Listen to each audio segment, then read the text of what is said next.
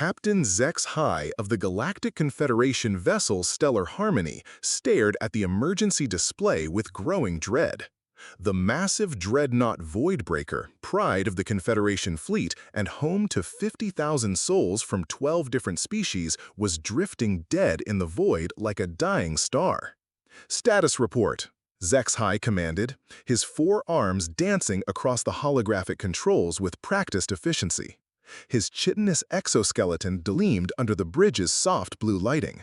The Voidbreaker suffered catastrophic engine failure during routine patrol near the disputed Nexus system, reported Science Officer Krillantha, a crystalline Quillian whose translucent body chimed softly with each word. "Their quantum core containment is destabilizing. Current projections show complete cascade failure in approximately 6 standard hours." Zex High's mandibles clicked nervously, a sound that echoed through the tense bridge. A quantum core breach would create an explosion visible from 3 star systems away, vaporizing everything within a light-minute radius. 50,000 lives reduced to cosmic radiation. "Evacuation options?" he asked, though he already suspected the answer. "Negative. The nearest Confederation rescue vessel is the Star Dancer, 18 hours away at maximum warp." The Voidbreaker's transporters went offline during the initial malfunction, and their escape pod bays suffered secondary explosions. They're completely trapped. The bridge fell into grim silence, broken only by the steady hum of life support systems and the soft beeping of sensor arrays. 50,000 beings, Aryans with their magnificent feathered crests, towering Gordanians who could manipulate gravity itself, ethereal Violani existing as pure energy, all doomed because their most sophisticated technology had betrayed them. "Captain," Communications Officer Velnix suddenly announced, his voice tight with surprise, "I'm detecting a small vessel on approach vector to the Voidbreaker. Configuration is primitive. It appears to be human." Zex High's secondary eyes widened in disbelief. Humans, the galaxy's newest members? Barely 50 years since first contact. Their technology was considered laughably outdated. Chemical rockets, nuclear fission, mechanical computers? Most civilizations had abandoned such crude methods millennia ago in favor of quantum drives and consciousness interfaced systems. "Patch me through," Zex High ordered, curiosity overriding protocol. The main screen flickered to life, revealing a human female with short brown hair and coveralls stained with what appeared to be lubricants. Behind her stretched a cramped, cluttered workspace filled with primitive mechanical tools and spare parts that looked ancient by galactic standards. "This is Captain Sarah Chen of the cargo hauler Rusty Bucket," the human said, her voice remarkably calm given the circumstances. "We picked up your distress signal. What's the situation out there?" "Captain Chen, I am Captain Zex High of the Stellar Harmony. The situation is hopeless. The Voidbreaker is experiencing quantum core containment failure. 50,000 lives hang in the balance, but our most advanced evacuation systems have failed." Sarah Chen's eyes narrowed as she studied the technical readouts on her primitive display screens. "Quantum core failure, huh? That's some fancy tech you've got there. But from what my sensors are showing, the problem might not be with the quantum mechanics themselves. Looks like it's the mechanical containment system's magnetic field generators, coolant circulation pumps, pressure regulation valves. Basic engineering stuff." Zex High's mandibles clicked in what might have been amusement or incredulity. "Captain Chen, with all due respect to your species, our finest engineers from the most technologically advanced civilizations in the galaxy have declared this situation beyond salvage. The Voidbreaker operates on principles your people won't discover for another 1,000 years." Sarah Chen's response was a grin that revealed perfect white teeth, a distinctly predatory expression that somehow conveyed confidence rather than aggression. "Maybe so, Captain, but in my experience, the fanciest technology usually fails for the simplest reasons. How about you give me permission to dock with that ship? I've got a feeling I can fix this mess." The docking bay of the Voidbreaker stretched before them like a technological cathedral, a vast space of gleaming metal and pulsing energy conduits that hummed with barely contained power. Sarah Chen stepped off her battered shuttle, her magnetic boots clanking against the pristine deck plates with each step.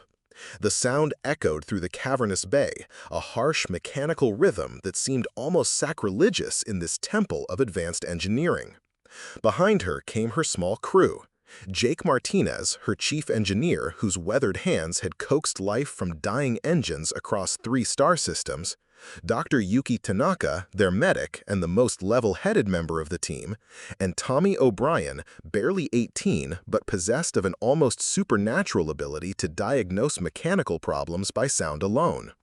The Voidbreaker's chief engineer materialized before them, literally. Sith Mara was a Veilani, her people having transcended physical form millennia ago to exist as pure energy beings capable of interfacing directly with any technology. Her luminous form shifted and pulsed like captured starlight, beautiful and utterly alien. "Humans," she said, her voice carrying the ethereal quality of wind chimes in a gentle breeze. "I appreciate your courage in coming here. But you must understand, this is a quantum flux containment system operating on principles your species won't comprehend for another 1,000 years, perhaps more." Sarah hefted her toolbox, an actual physical container made of dented metal and filled with wrenches, screwdrivers, and various mechanical implements that looked positively ancient compared to the sophisticated energy manipulation tools the aliens employed. Several nearby Veilani technicians, glowing forms of living energy, observed the primitive implements with what might have been curiosity or pity. "Ma'am, I've been fixing broken engines since I was 12 years old," Sarah replied with quiet confidence. "Quantum, plasma, fusion, or plain old chemical rockets, they all work on the same basic principles. Energy goes in, work comes out, and when something's broken, something needs to be fixed." Sith Mara's energy form flickered with what the humans couldn't quite identify as amusement or disdain. "Very well. But understand, we have exhausted every option. Our most advanced diagnostic systems, our molecular reconstructors, our reality phase adjusters, even our temporal flux analyzers, nothing has worked." She led them through corridors that seemed to bend space itself, where the walls curved in mathematically impossible ways and the floor existed in multiple dimensions simultaneously. Emergency lighting cast eerie shadows that moved independently of their sources, and the air itself seemed to shimmer with residual quantum effects. Finally, they reached the engine room, a space that defied every law of geometry Sarah had ever learned. The quantum core hung suspended in the center like a captured star, surrounded by a web of energy fields that pulsed with barely contained power. Machinery that seemed to exist in multiple dimensions simultaneously hummed and sparked around the periphery. And it was dying. The containment fields flickered erratically, their normally stable blue radiance shifting to an angry warning red. Temperature readings fluctuated wildly across displays that showed readings in dimensions humans couldn't perceive, and the harmonics of the quantum field were building toward the cascade failure that would consume the ship. There, Sith Mara pointed to the core with a tendril of living light. "As you can see, the quantum substrate is destabilizing. The field generators are losing coherence, and the dimensional anchors are shifting out of phase. The mathematics are quite clear. We have perhaps 4 hours before total containment collapse." Sarah studied the massive machine with the practiced eye of someone who had spent decades coaxing performance from reluctant technology. Her gaze tracked the flow of energy, the pattern of moving parts, the subtle vibrations that spoke of mechanical stress.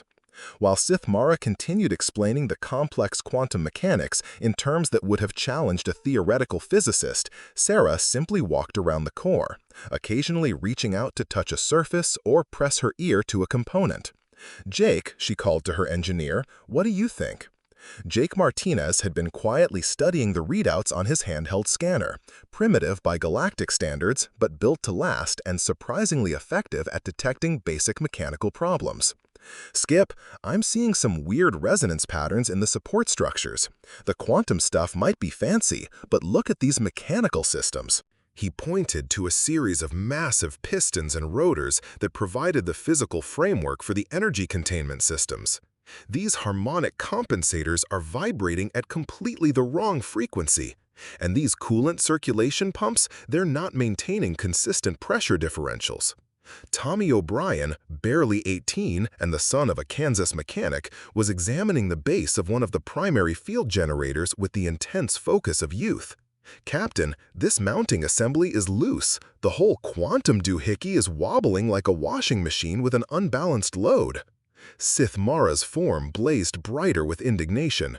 "Impossible! Our sensors show all mechanical systems operating within normal parameters. The quantum fields themselves would compensate for any minor mechanical irregularities." "Your sensors are wrong," Sarah said simply, her voice carrying the quiet authority of absolute certainty. She knelt beside Tommy and pressed her ear to the metal housing, listening with the concentration of a doctor examining a patient's heartbeat. "Listen, hear that knocking sound? That metallic tapping every few seconds? That's not quantum uncertainty or dimensional flux. That's a loose bearing, plain and simple." Dr. Yuki Tanaka had been quietly observing the intricate dance between the human crew and the alien technology, her medical training teaching her to see patterns where others saw only chaos. As the ship's medic, she was accustomed to diagnosing complex problems by analyzing seemingly unrelated symptoms. What she witnessed here reminded her of her grandmother's old Japanese saying, "The nail that sticks out gets hammered down sometimes." The most obvious problem was the one everyone ignored.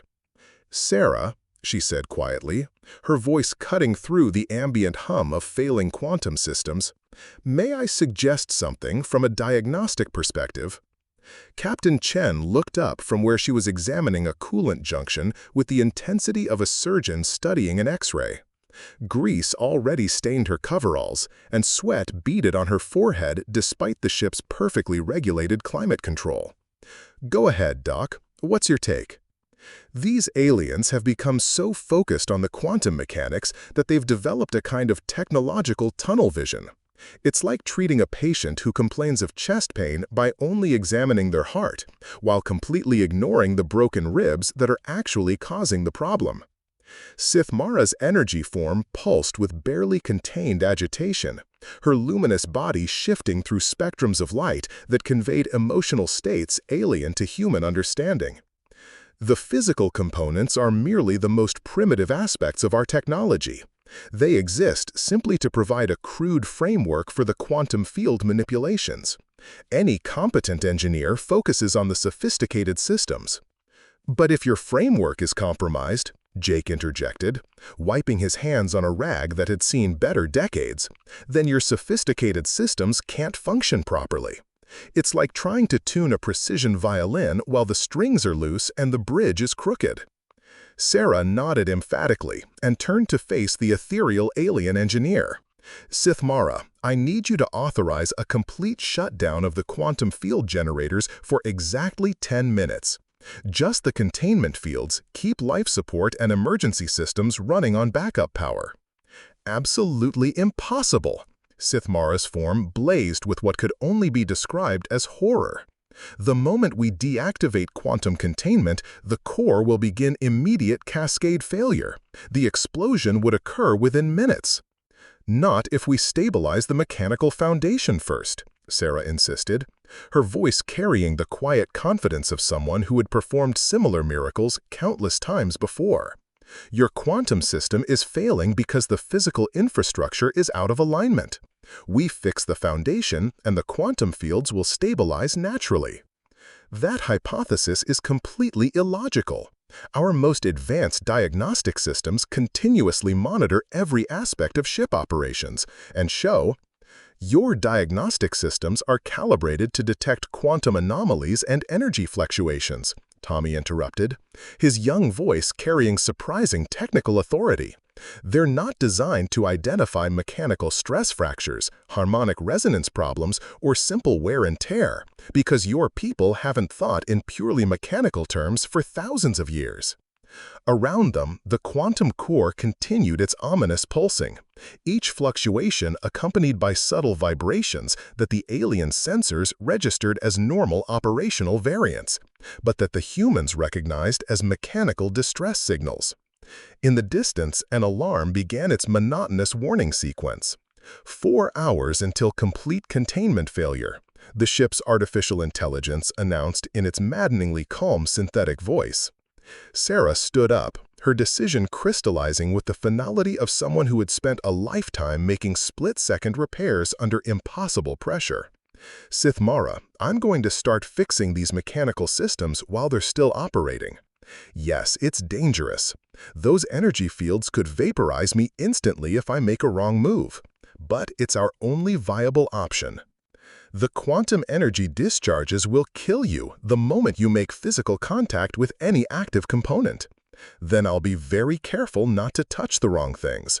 Sarah's grin was equal parts confidence and reckless determination as she opened her toolbox with the reverence of a samurai drawing a sacred blade. Jake, Tommy, Doc, we're about to perform emergency surgery on a 17-dimensional quantum drive. Think of it as fixing any other engine, except this one happens to exist in multiple realities simultaneously. She selected a standard mechanics wrench, a tool that would have been familiar to engineers from a century ago, and approached the loose mounting assembly Tommy had identified. The fundamental truth is that regardless of how advanced your technology becomes, it still must obey basic physical laws. Loose bolts need tightening, misaligned components require adjustment, worn bearings demand replacement. As Sarah began working with methodical precision, her team spread throughout the engine room like a well-trained surgical unit. Jake moved to recalibrate the massive coolant circulation pumps using techniques learned from maintaining 20th-century automotive engines. Tommy approached the harmonic compensators with the careful attention of someone who had learned equipment repair on Kansas farm machinery. Dr. Tanaka positioned herself at a monitoring station, calling out quantum field readings and energy fluctuation patterns as the mechanical adjustments began taking effect. And slowly, impossibly, against every prediction made by the galaxy's most sophisticated computer systems, the chaotic red glow of the quantum core began showing signs of stabilization. Word of the humans' unprecedented progress spread through the void breaker like wildfire through dry grass. Crew members from a dozen different species abandoned their stations and gathered in the engine room's observation galleries, watching in fascination as the primitive aliens worked what could only be described as technological magic. Commander Theclon, a massive Gordanian whose beetle-like carapace gleamed with cybernetic implants, studied the humans with the intensity of a scientist observing a new species. His people had built the first galactic star drives over 50,000 years ago, using gravity manipulation and molecular assemblers for all construction and repair work. The concept of manual labor had become as foreign to them as flight was to earthworms.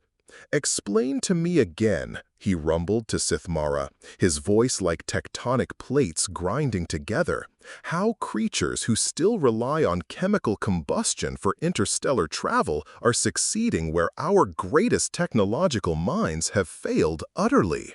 Sithmara's energy form flickered with patterns of uncertainty that would have been incomprehensible to human observers. I confess I cannot provide a satisfactory explanation. They claim our quantum systems are failing due to mechanical problems too microscopic for our sensors to detect, yet too significant for our automated systems to compensate. Mechanical problems, Theclon repeated slowly, as if testing the words for meaning. When did our people last perform manual calibration of quantum containment systems? Manual calibration became obsolete approximately 12,000 years ago, replied Dr. Zilnara, the ship's crystalline science officer, her faceted body chiming like a wind harp. Our automated maintenance systems achieve precision levels far beyond any biological organism's capability. But even as she spoke with absolute certainty, the evidence before them contradicted her words. The quantum core's chaotic red warning lights were steadying into stable amber, and the dangerous harmonic resonance that had been building toward cascade failure was gradually returning to normal operational frequencies. Sarah Chen, now lying flat on her back beneath a massive field generator assembly, was using what appeared to be a primitive optical device, a mirror attached to an adjustable handle, to examine components hidden behind the quantum field projectors.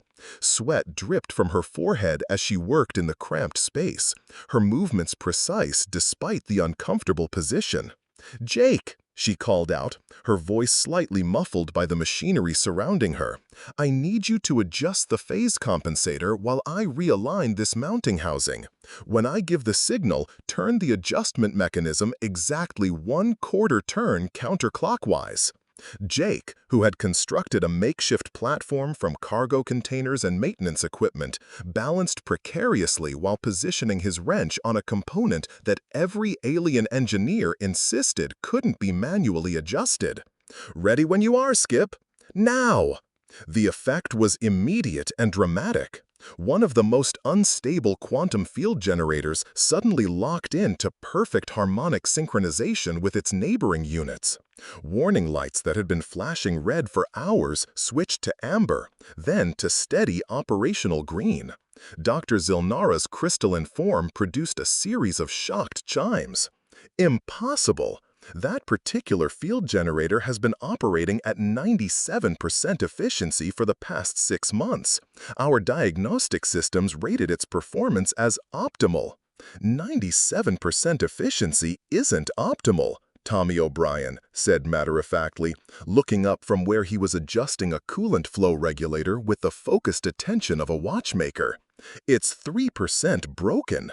And when you're dealing with quantum field interactions, 3% inefficiency compounds exponentially across multiple systems."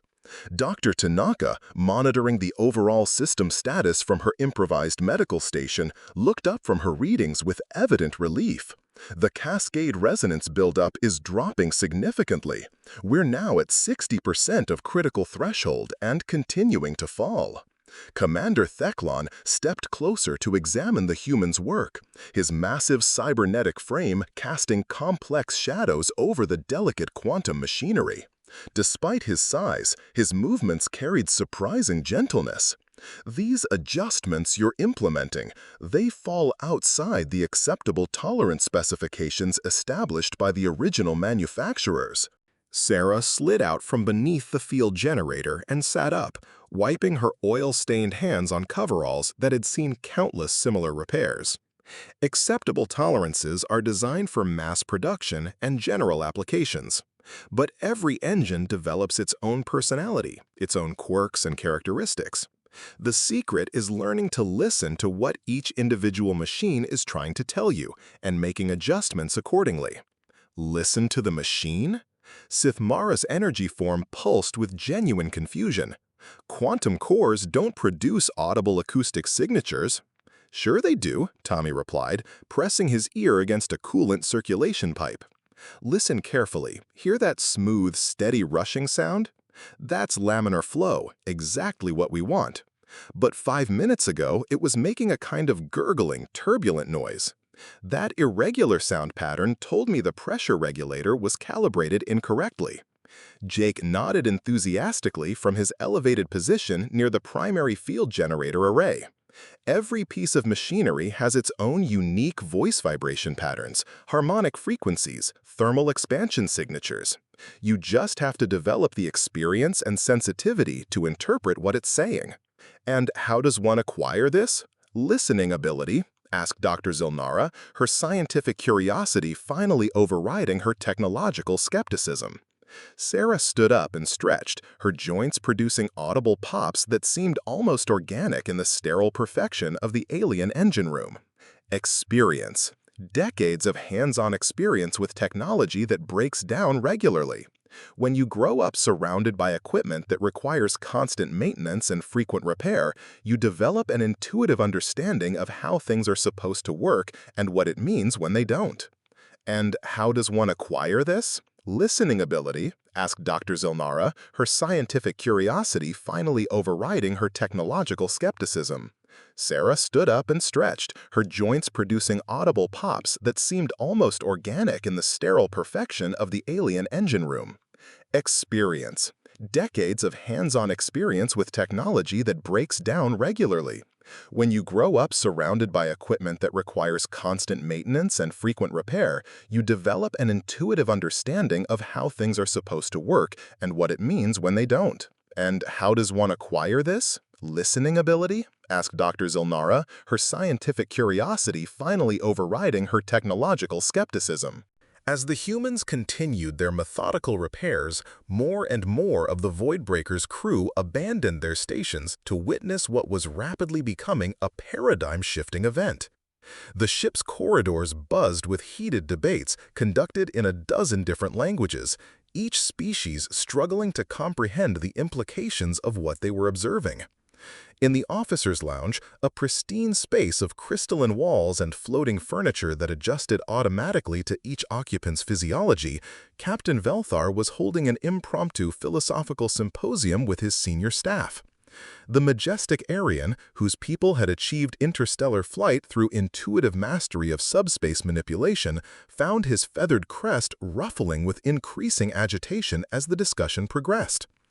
"What fundamentally troubles me," he said, his melodious voice carrying harmonics that conveyed emotional undertones, "is not merely that the humans are succeeding where we have failed. It's that they're succeeding using methodologies we discarded as primitive thousands of years ago, yet their approach appears to be superior to our most advanced techniques." Chief Medical Officer Krindal, whose ethereal species had transcended physical existence so completely that they existed as pure consciousness, manifested as a shimmering holographic representation for the benefit of his corporeal colleagues. "Perhaps we need to reconsider our definition of primitive. What if these humans possess something we've inadvertently lost during our technological evolution?" "Elaborate on that hypothesis," Velthar requested, genuinely intrigued. "The humans maintain what we have systematically eliminated, a direct, intimate, physical relationship with their technology. When their machines malfunction, they must personally diagnose and repair them. When their systems fail catastrophically, they must understand the failure mechanisms intimately in order to restore functionality." Dr. Zilnara, who had been quietly observing the human repair efforts through the engine room's monitoring systems, chimed in with her crystalline voice. "I've been conducting detailed analyses of their diagnostic methodology. What they colloquially term listening to the machine is actually an extraordinarily sophisticated form of multisensory diagnostic analysis. They're detecting and interpreting micro-vibrations, thermal gradient variations, electromagnetic field fluctuations, and chemical signature changes that our automated systems systematically filter out as irrelevant background noise." "Background noise?" Velthar's elegant head tilted in genuine confusion, his iridescent feathers catching the ambient light. "Precisely. Our diagnostic systems are programmed to focus exclusively on major operational parameters while ignoring minor variations in favor of maintaining clean data streams.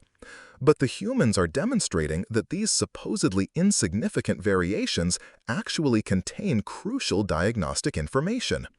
Meanwhile, back in the engine room, Sarah Chen was explaining this exact principle to Sith Mara as they collaborated on recalibrating the quantum field harmonic resonators, a task that according to galactic engineering textbooks required a team of specialists and several days of preparation. "The fundamental issue," Sarah explained, her hands moving with practiced precision as she adjusted a mechanical governor that alien engineers had insisted was completely non-adjustable, "is that your technology has become so incredibly advanced that it automatically compensates for small problems. But compensation isn't the same thing as actually fixing the underlying issue." "I'm afraid I don't fully comprehend the distinction," Sith Mara admitted, her energy form pulsing with patterns that indicated intellectual curiosity. Think of it this way. Imagine you develop a slight limp due to an injured foot. You can compensate by altering your walking pattern, but that underlying injury remains untreated. Over time, that compensation strategy creates entirely new problems. Your hip begins aching because you're consistently favoring your injured leg. Your back develops chronic pain because your hip alignment is compromised. Eventually, the accumulated stress causes your entire locomotion system to break down catastrophically. Tommy O'Brien, who had been replacing a worn bearing assembly, a component that the ship's sophisticated diagnostic systems had classified as functioning within acceptable operational parameters despite being nearly worn completely through, looked up from his work. "That's exactly what happened to your quantum containment core," he said with the matter-of-fact confidence of youth. "A dozen different small mechanical problems, each individually compensated for by your automated systems. But compensation creates additional stress throughout the system. Stress generates new problems, and eventually you reach cascade failure." Jake Martinez, carefully adjusting the magnetic containment field generators using alignment techniques he'd learned from maintaining ancient combustion engines, added his perspective. "The really concerning aspect is that your diagnostic systems couldn't predict this failure because they're designed to monitor quantum mechanics rather than mechanical mechanics." Sith Mara's energy form flickered with what humans might recognize as a moment of profound realization. "So you're suggesting that our advancement in quantum manipulation has created systematic blindness to fundamental mechanical principles?" "Exactly," Sarah confirmed, her voice carrying the satisfaction of a teacher whose student had grasped a crucial concept. "You've become so exceptionally proficient at building self-maintaining systems that you've forgotten how to maintain them when self-maintenance proves insufficient." Dr. Tanaka, monitoring the overall system status from her improvised control station, suddenly called out with evident relief. "Cascade resonance has dropped to 30% of critical threshold. The quantum core is achieving stable operation across all measurable parameters." But even as she spoke those encouraging words, a new alarm began its ominous wailing. The ship's artificial intelligence announced in its perpetually calm synthetic voice, "Warning, quantum field synchronization declining rapidly. Estimated time to complete containment failure, 45 minutes. Sith Mara's energy form blazed with renewed panic. "Impossible! We were making such remarkable progress." Sarah frowned, consulting her primitive but effective instruments. "The core itself is stable now, but something else is going wrong. Jake, are you detecting this?" Jake consulted his handheld scanner, his expression growing grim. "Yeah, Skip, it's no longer the quantum core that's the problem. It's the power distribution system. We fixed the engine, but now the electrical grid can't handle the corrected power output efficiently." "Of course," Sarah muttered with the weary resignation of someone who had spent decades chasing cascading system failures. "Fix one critical component, and it immediately reveals the next weak link in the chain. Tommy, Doc, we need to completely recalibrate the entire ship's power distribution grid, and we have less than 45 minutes to accomplish it." The Voidbreaker's power distribution system represented the pinnacle of galactic engineering achievement, a sprawling network that spanned the entire massive vessel like the nervous system of some technological leviathan. Quantum tunneling conduits carried energy through folded spacetime, while probability flux regulators ensured mathematically perfect power distribution across all decks, sections, and systems. It was technology so monumentally advanced that portions of it existed partially outside normal dimensional space, and it was failing catastrophically because of a loose electrical connection in junction box 7 alpha buried deep in a maintenance shaft that hadn't been physically accessed by living beings in over 60 years. "This situation defies all logical parameters," Chief Engineer Kothmar declared with absolute certainty, his extensively cybernetic body interfacing directly with the ship's diagnostic networks through fiber-optic neural links. "The probability flux regulators are operating at quantum-perfect efficiency levels. The power distribution network shows zero detectable anomalies across all monitoring systems. Sarah Chen, currently crawling through a maintenance shaft barely wide enough for human shoulders, called back through the cramped tunnel, her voice echoing off metal walls. "Your quantum systems are performing flawlessly. The problem is with the old-fashioned electrical connections, the basic stuff that everything else builds on." She emerged from the dusty shaft like some mechanical archaeologist, covered in decades of accumulated grime and holding a power coupling that appeared to have been designed by an entirely different civilization.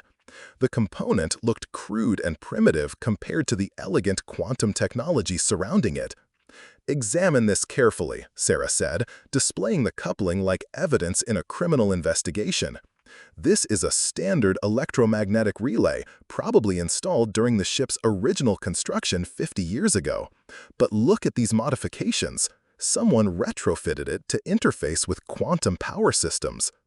Tommy O'Brien examined the ancient coupling with the discerning eye of someone who had spent countless hours repairing agricultural equipment on his family's Kansas farm. "It's a complete kludge job. Whoever designed this just forced incompatible technologies together and hoped they'd work harmoniously."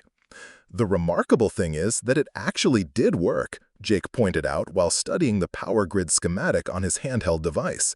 "For approximately 50 years. But mechanical connections deteriorate over time through normal wear, while quantum connections remain perpetually stable. Over decades, the mechanical components gradually became the critical failure points." Sithmar's energy form flickered with dawning comprehension, patterns of light indicating intellectual breakthrough. "The entire ship's infrastructure follows this same hybrid pattern. Quantum technology constructed on foundations of mechanical systems that we've systematically ignored for decades." "Precisely," Sarah confirmed with grim satisfaction. "And when we optimized the quantum core to operate at maximum efficiency, it began placing power demands on the mechanical infrastructure that the deteriorated systems simply couldn't handle. The repair work that followed resembled nothing the galactic species had ever witnessed in their technologically advanced civilization. The humans crawled through maintenance shafts like spelunkers exploring forgotten caves, climbed through power conduits with the agility of professional riggers, and physically accessed systems that had been relegated to automated maintenance for multiple generations. They worked with primitive tools and analog techniques that seemed almost mystical to the sophisticated aliens. Tommy methodically replaced corroded connections using spare parts cannibalized from the rusty bucket's own repair inventory. Jake recalibrated ancient power regulators using manual techniques that predated quantum engineering by centuries. Dr. Tanaka coordinated the complex repairs while continuously monitoring the ship's overall health status, her medical training helping her understand the interconnected systems as a form of technological anatomy requiring careful surgical intervention. And Sarah, moving through the ship's infrastructure like a conductor orchestrating a symphony of mechanical harmony, diagnosed and systematically solved problems that the automated systems couldn't detect, couldn't understand, and certainly couldn't repair.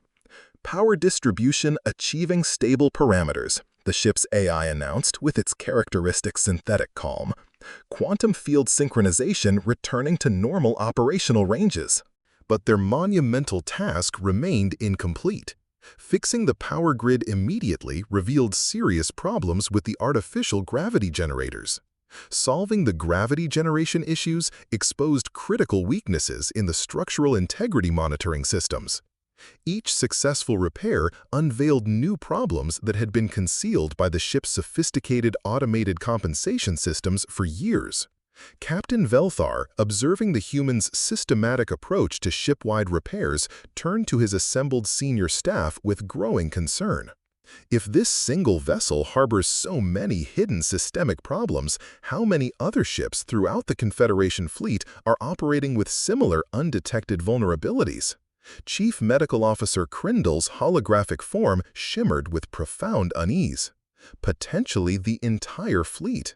Our technology has become so advanced that we've systematically lost the fundamental ability to recognize basic mechanical problems. Dr. Zilnara's crystalline body chimed with harmonics of disturbed realization. The humans are demonstrating that technological advancement without comprehensive understanding represents a form of civilizational regression. In the engine room, Sarah was explaining this very concept to the growing crowd of alien observers representing multiple species and technological specializations. Back on Earth, we have an old saying that every master craftsman understands. The master has failed more times than the beginner has even attempted. True expertise comes from experiencing failure repeatedly and learning to diagnose and repair it. But our advanced systems are specifically designed never to fail, protested Commander Thecklon with confused certainty. No, Sarah corrected patiently, your systems compensate for failure automatically. There's a crucial difference between those concepts. When any system compensates for an underlying problem, that problem continues to exist, it's simply hidden from view. And hidden problems invariably have a tendency to become catastrophic problems. As if the universe itself wanted to emphasize her point, another urgent alarm began sounding throughout the ship. But this time, instead of panic, the assembled aliens looked expectantly toward the humans with something approaching confidence. Sarah grinned with the satisfaction of someone who had spent a lifetime solving impossible problems. All right, team, what's broken now? Let's fix it. 3 hours later, the Voidbreaker was operating at performance levels that exceeded its original specifications by a significant margin. The quantum core hummed with mathematical perfection, the power distribution system operated without the slightest fluctuation, and every mechanical system throughout the massive vessel had been personally examined, meticulously adjusted, and optimized by human hands guided by generations of hard-earned experience. In the main conference room, a space of crystalline walls that shifted color to reflect the emotional states of its occupants, representatives from every species aboard the ship had gathered for what would later be recognized as a historically significant discussion. The humans sat clustered at one end of the polished table, looking exhausted but deeply satisfied with their accomplishments, while the aliens struggled to process the profound implications of everything they had witnessed. Captain Velthar, his magnificent feathered crest now calm and no longer ruffled with agitation, spoke first with the formal gravity befitting such a momentous occasion. On behalf of the entire crew of the Voidbreaker, 50,000 souls representing 12 different civilizations, I want to express our eternal gratitude. You have literally saved us all from certain death. Sarah Chen nodded with the quiet dignity of someone who understood the weight of what had transpired. We were just doing what needed to be done, Captain. When people are in trouble and you have the skills to help, you help. That's what being human fundamentally means. But it wasn't technically your responsibility, Sithmara pointed out, her energy form pulsing with complex patterns that conveyed deep respect and puzzlement. You're independent cargo haulers, not Confederation starship engineers. You had absolutely no legal or moral obligation to risk your lives for complete strangers.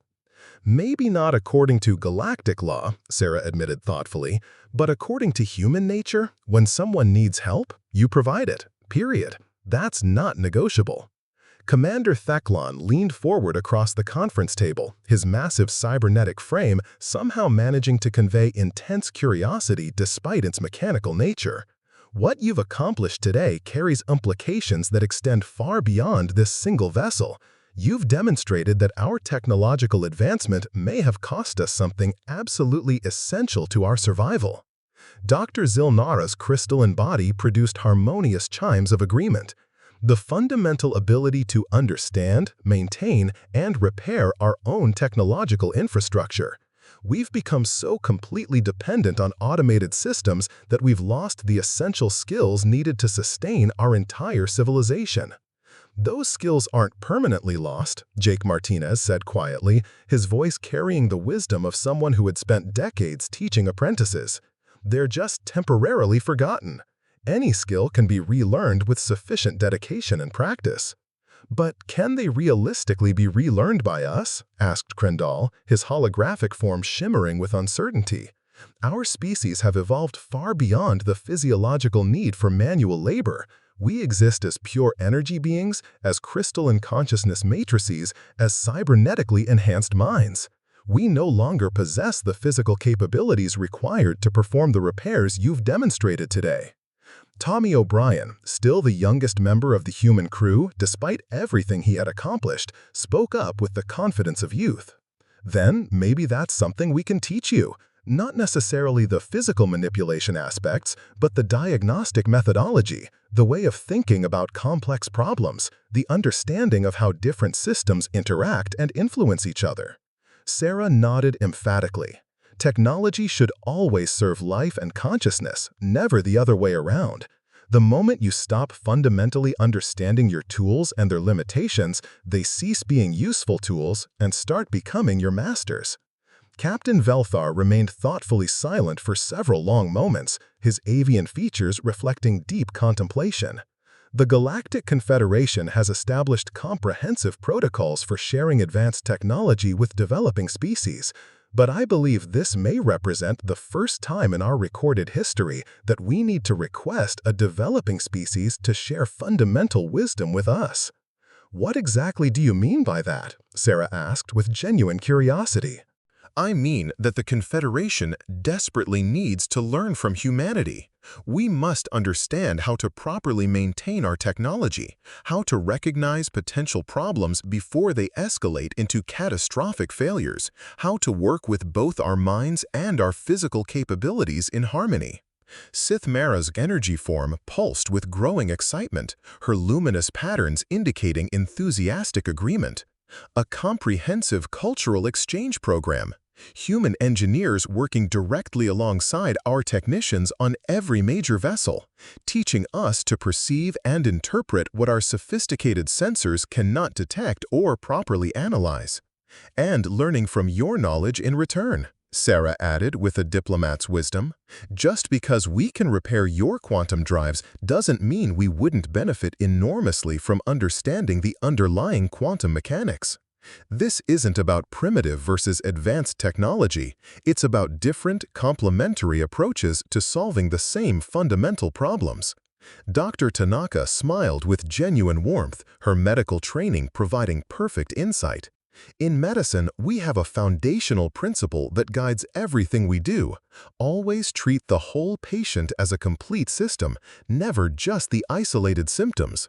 Perhaps it's time for galactic civilization to learn to treat the whole machine comprehensively, not just the quantum components.